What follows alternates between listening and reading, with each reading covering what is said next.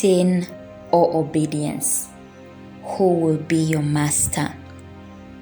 A master is someone who has people working under him, especially servants or slaves. This term was used a lot in reference to the relationship between a slave and their owner. In Romans 6, Paul uses this same analogy to drive his point across. Paul reminds the believers that just as Christ had died a physical death and was raised from the dead, they too were to consider themselves dead to the power of sin and alive to God.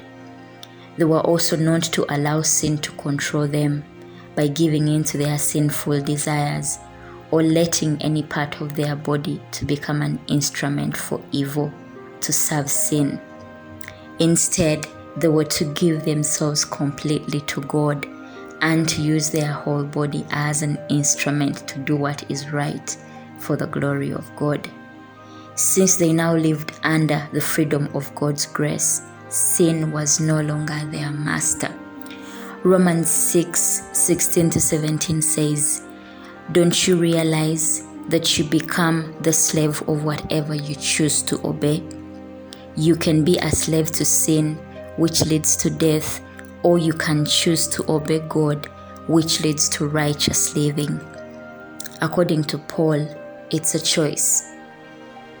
We either become enslaved to sin or choose obedience. It's either or, not both. We can choose to indulge in our past lifestyles where we were free from the obligation to do right, but we all know where that leads, to shame, guilt, and condemnation. But now that we have been made free from the power of sin, we have become slaves to God. Now we are to do the things that lead to holiness and righteous living. Who will be your master today?